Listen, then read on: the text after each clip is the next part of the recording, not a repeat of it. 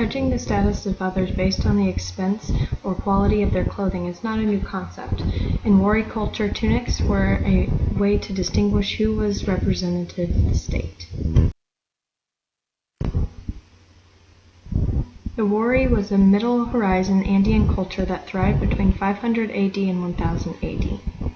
The Wari had a stronghold in the highlands, with a flourishing capital. As their influence grew, they inhabited the central coast of what is now Peru.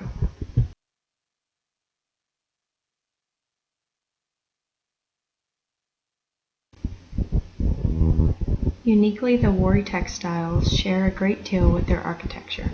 Featuring geometric shapes and enclosed spaces, structure was central. Rebecca Stone, distinguished professor of art history and curator of the art of the ancient Americas at Emory College and author of Art of the Andes, From Chavin to Inca, says the individual sectors and enclosures of architecture parallel those in the columns and motifs of official Wari tapestry tunics. This is not a coincidence. The process of making these textiles can be compared to the architecture of the Wari Empire, considering how both the walls of buildings and the walls of the fabric are built from the bottom up, little by little creating something distinctive to the culture and unique to the collaborators.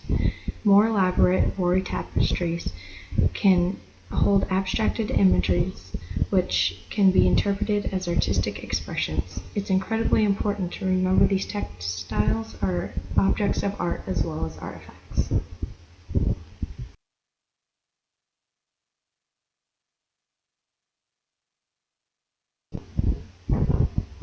Grace Catterman, University of Arizona graduate, explores the construction of these tunics.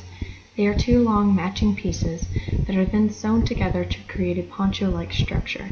Because the tunics contain a large amount of wool, it is thought that they are woven in Wari centers in the highlands, then brought to the coast by the owners. These garments seem to have been used for daily wear by officials. There is evidence that they had production factories, if you will, where these tapestry tunics were made by artists. You can see how they choose their colors, beautiful reds and pinks, shades of yellow and brown, each given a specific place in the whole. Other textiles have had vibrant greens and blues as well. The wool would have been dyed prior and then woven on the loom.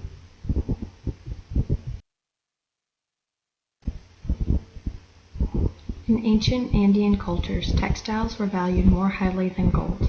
The production process was long and painstaking and would have taken talented hands. Because of the effort put into the production wasn't cheap. These textiles weren't made for the common person. It's thought that they were made for officials, leaders, and burials.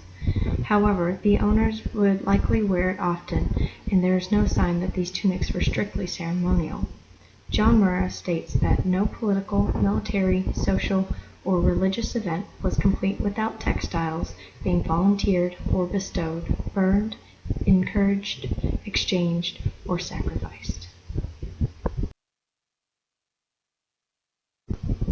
When we think of art in Western culture, maybe oil paintings come to mind, or sculpture. While in Andean culture, art was functional first, artistic second. Each Andean state had a unique art to them. This, of course, includes the Wari nation. The Wari express themselves through such mediums as ceramics, metalwork, and of course textiles. Like all cultures that produced art, the Wari also had an artistic change over time.